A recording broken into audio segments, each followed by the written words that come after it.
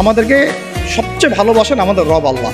সত্যিকারের ভালোবাসার ডেফিনেশনটা হচ্ছে যে আপনি নিঃস্বার্থভাবে কাউকে ভালোবাসেন।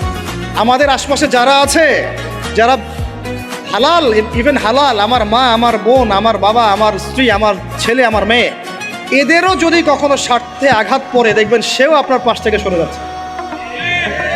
এমন হয়নি কখনো?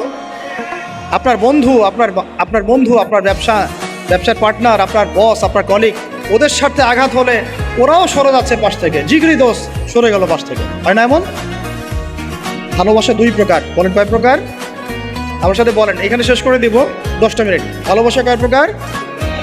একটা হচ্ছে নিঃস্বার্থ ভালোবাসা। কি স্বার্থ? কোনো স্বার্থ নাই, নিঃস্বার্থভাবে ভালোবাসা। একটা হচ্ছে কোনো না কোনো স্বার্থ জড়িত আছে এমন ভালোবাসা। আপনার স্ত্রীর চাহিদাও যদি আপনি পূরণ করতে ব্যর্থ হন, দেখবেন স্ত্রীর সাথে আপনার গন্ডগোল লেগে যাচ্ছে, যদিও সে হালাল বৈধ, তাই না? এমন হয় না অনেক সময়? আমি তো অনেকদিন বলেছি, অনেকদিন আগেও বলেছি, 5 বছর 6 বছর আগে, যে মানুষ আসলেই মানুষের অবস্থানকে মূল্যায়ন করে। ভিতর থেকে মানুষকে শুধু মূল্যায়ন করে আল্লাহ রাব্বুল আলামিন। না হলে কি হতো? এই যে এত অন্যায় আমরা করেছি, আল্লাহ পাক কি আমাদেরকে ছেড়ে দিয়েছেন, ফেলে দিয়েছেন, গজবে ধ্বংস করে দিয়েছেন?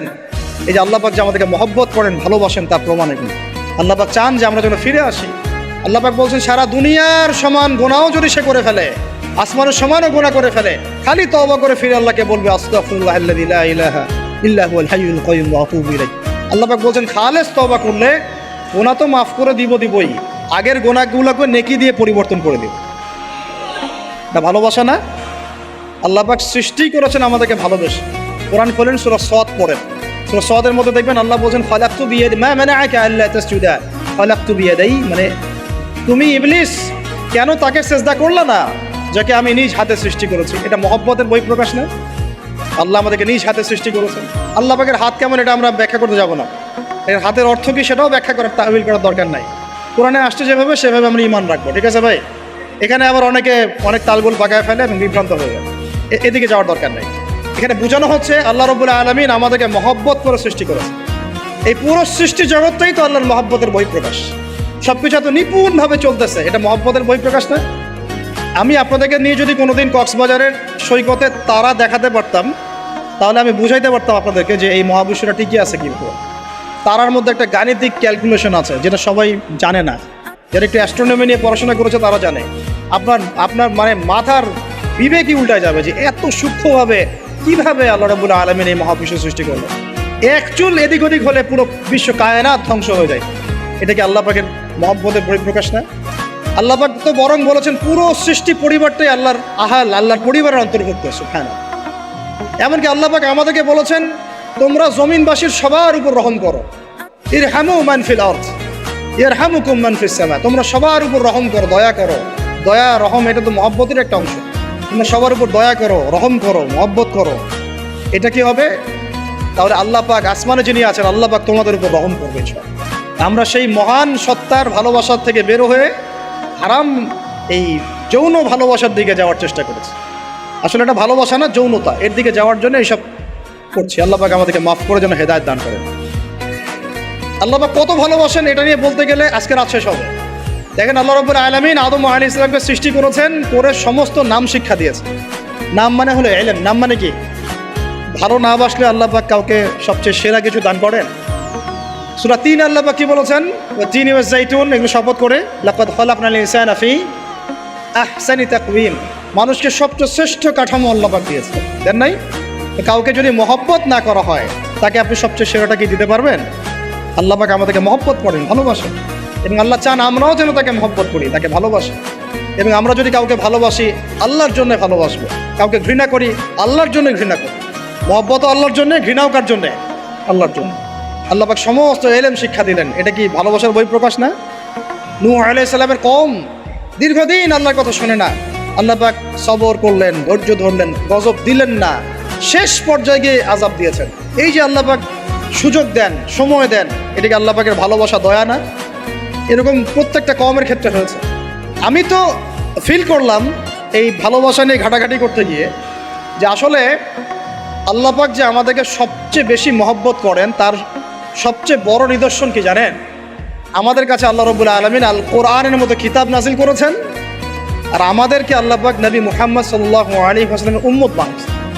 আল্লাহ পাক যে নবী মুহাম্মদ সাল্লাল্লাহু আলাইহি ওয়াসাল্লামকে এই দুনিয়াতে পাঠিয়েছেন না, এটাই সবচেয়ে বড় মহব্বত, সবচেয়ে বড় রহমত। কারণ তার সুন্নতে এমন কিছু নাই যেটা আপনি খুঁজে পাবেন না। আর তিনি আমাদেরকে যে মহব্বত করতেন, মুহাম্মদ সাল্লাল্লাহু আলাইহি ওয়াসাল্লাম আমাদেরকে যে মহব্বত করতেন, তিনি আমাদেরকে বলতেন যে আমরা তার ভাই। আমরা তার কি ভাই? মানে কি মায়ের পেটের ভাই? এটা বোঝানো হয় না। একটা হাদিসে তিনি বলেছেন আমি তো পিতৃতুল্য। তার মানে কি সত্যি সত্যি বাবা সন্তানের সম্পর্ক? রুহানি পিতা। তিনি কি ইমাম নন?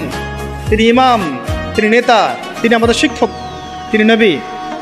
তো তিনি আমাদেরকে যে মহব্বত করতেন, তিনি একদিন বলছিলেন নবী সাহাবীদের সামনে, কাশ আমি যদি আমার ভাইদেরকে দেখতে পেতাম। সাহাবীরা বলছেন ইয়া রাসূলুল্লাহ আমরা কি আপনার ভাই না? তখন নবীজি বলছেন না, তোমরা আমার সাহাবী। আমার ভাই তারা যারা আমাকে না দেখেই আমার প্রতি ঈমান নিয়ে আসে। প্রত্যেক নবীকে আল্লাহ পাক একটা দোয়া করার চান্স দিয়েছে। কয়টা ভাই?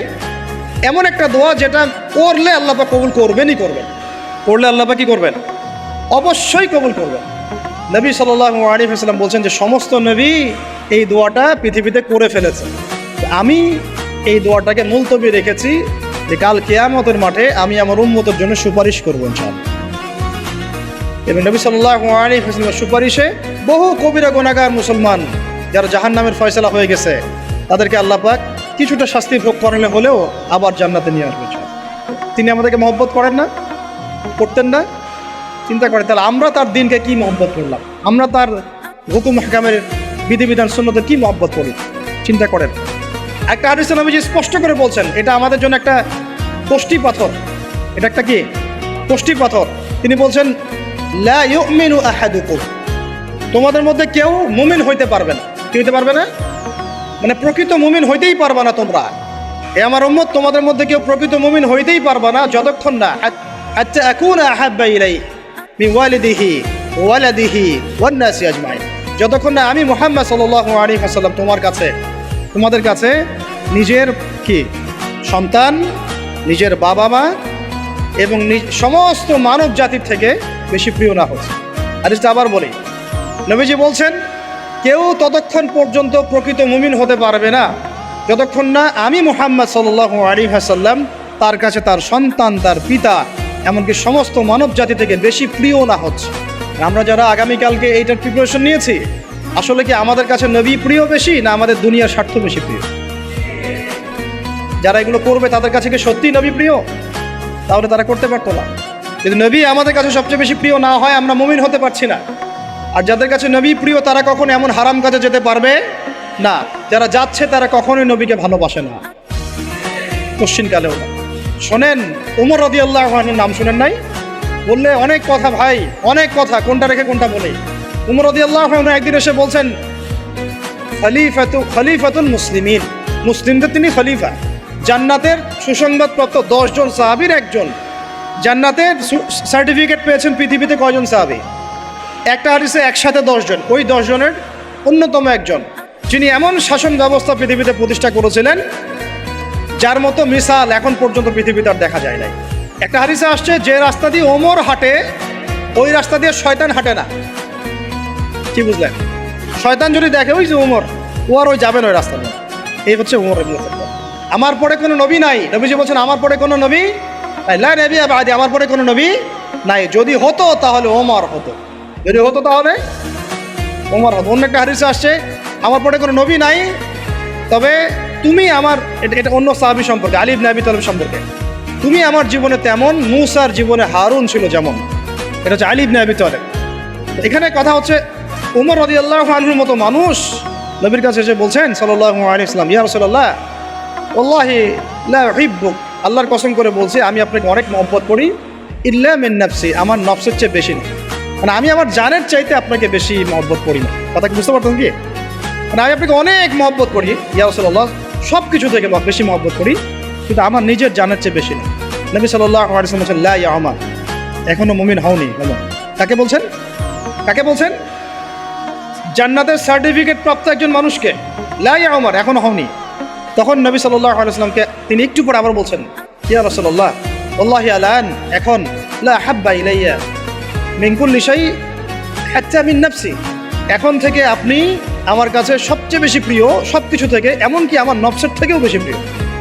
তখন নবীজি বলছেন আলান ইয়া ওমর, এখন ওমর, এখন তুমি মুমিন হলে। তাহলে যারা আমরা নবীর সুন্নতের খেলাফ এইসব অপসংস্কৃতি, নোংরামি, জেনা, ব্যভিচার, কনসার্ট, নাটক, সিনেমা, পরকিয়া, এইসব তথাকথিত ভালোবাসা দিবস, এই জেনা দিবসগুলো পালন করছি, আমরা কি আসলেই নবীকে ভালোবাসি? আমরা কি সত্যি আল্লাহকে ভালোবাসি? আল্লাহ পাক আমাদেরকে বোঝার তৌফিক দান করেন, জাহিলিয়াত থেকে ফিরে আসার তৌফিক দান করেন। এরকম প্রচুর ঘটনা। ভালোবাসা তো এগুলোর নাম। ভালোবাসা কাকে বলে জানেন?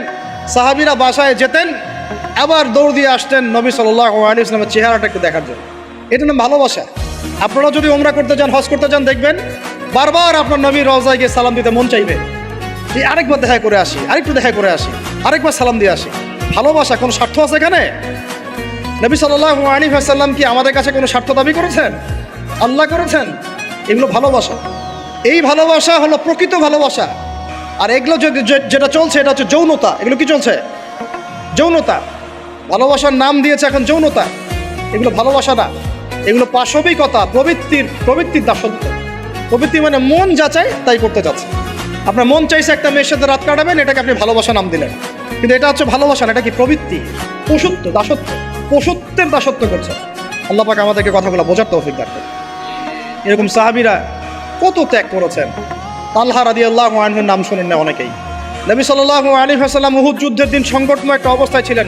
তালহা রাদিয়াল্লাহু আনহু একা নবী সাল্লাল্লাহু আলাইহি ওয়াসাল্লামকে ঢাল হিসেবে পিঠ পেতে দিয়ে আসেন, উনার দিকে কোনো তীর যেন আসতে না পারে। শেষে দেখা গেল তার গায়ের মধ্যে 40 থেকে 50টা তরোয়ারের আঘাত আছে, তীরের খোঁচা আছে, বর্ষার খোঁচা আছে। এই অবস্থায় তিনি নবীকে কাঁধের মধ্যে নিয়ে উহুদ পাহাড়ে উঠেছেন নবীকে সেভ করার জন্য। ভালোবাসা। এটা কি? কোন স্বার্থে? কিসের স্বার্থে? দুনিয়ার স্বার্থে? জান্নাতের স্বার্থে। একজন সাহাবী বাড়ি নির্মাণ করেছেন, তো নবী সাল্লাল্লাহু আলাইহি ওয়াসাল্লাম দেখে একটু খালি মানে হয় না, তুমি কে, কার বাড়ি এটা? বললেন আচ্ছা অমুক সাহাবীর বাড়ি।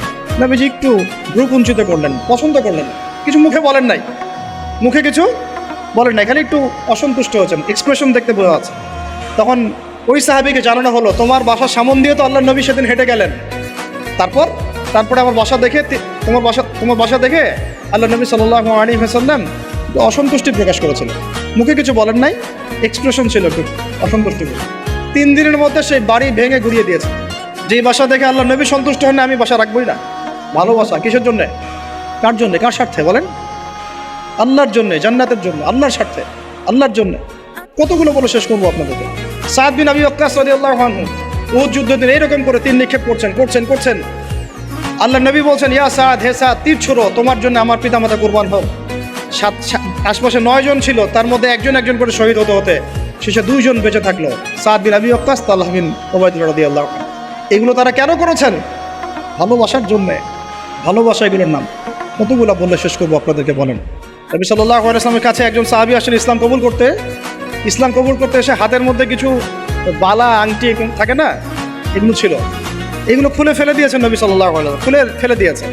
তো একটা খুব দামি সোনার আংটি ছিল, ফেলে দেওয়ার পরে অনেকে বলছে, তুমি তো এখন মুসলিম হয়েছো, ইসলাম কবুল করেছো, তো আচ্ছা ঠিক আছে, ওইটা না হয় নবীজি পড়তে নিষেধ করেছেন, তুমি ওইটা নিয়ে বিক্রি করে দাও, বিক্রি করে না হয় ওই টাকা দিয়ে অন্য কিছু করো। তুমি বলছেন, কখনো না, আমার হাত থেকে আল্লাহ নবী খুলে একটা জিনিস ফেলে দিয়েছেন, আমি সেটা আবার নিতে যাব? কিসের জন্য এগুলা? এটা ভালোবাসেন, ভাববা। আল্লাহ পাক এটাই কোরআনে বলছেন, হে নবী আপনি বলে দিন, ইন কুনতুম তুহিব্বুন আল্লাহ, তোমরা যদি আল্লাহকে মহব্বত করেই থাকো, আল্লাহকে সত্যিকার অর্থে ভালোবেসেই থাকো, ভালোবাসা দাবি করেই থাকো, ফাত্তাবিউনি, তাহলে নবীর আনুগত্য করো, ইউহিব্বুকুমুল্লাহ, তখন আল্লাহ তোমাদেরকে ভালোবাসবে, ওয়া ইয়াগফির লাকুম যুনুবাকুম, তোমাদের সব গুনাহ আল্লাহ মাফ করে দিবেন, আল্লাহু গফুরুর রহিম। এই হলো ভালোবাসা। ভালোবাসা মানে কি? ভালোবাসা মানে হচ্ছে আস-সামউ ওয়া তাআ, আমি নবী আল্লাহ এবং তার রাসূলের কথা শুনবো এবং আনুগত্য করব, শুনবো, এবং এর নাম ভালোবাসা। শুনবো, আনুগত্য করবো। তাহলে আমরা কি শুনবো, কি আনুগত্য করবো? আমাদেরকে প্রথমে কোরআন পড়তে হবে, কোরআনের অনুবাদ জানতে হবে, কোরআন অনুযায়ী জীবন করতে হবে, 5 ওয়াক্ত নামাজ পড়বো ইনশাল্লাহ, হালাল খাবো, যাকাত দিব, রমজানের সওম রাখবো, নবীর সুন্নাহ অনুযায়ী জীবনযাপন করব, এবং সুন্নাহ বিরোধী, কোরআন বিরোধী, ইসলাম বিরোধী কোনো কাজে আমি লিপ্ত হব। এই তো ভালোবাসা। এই ভালোবাসা যদি বহিঃপ্রকাশ ঘটাতে আমরা ব্যর্থ হই, নিজেও ধ্বংস হব, পরিবারও ধ্বংস হবে, আমাদের পরের প্রজন্ম ধ্বংস হবে, সমাজও ধ্বংস হয়ে যাবে।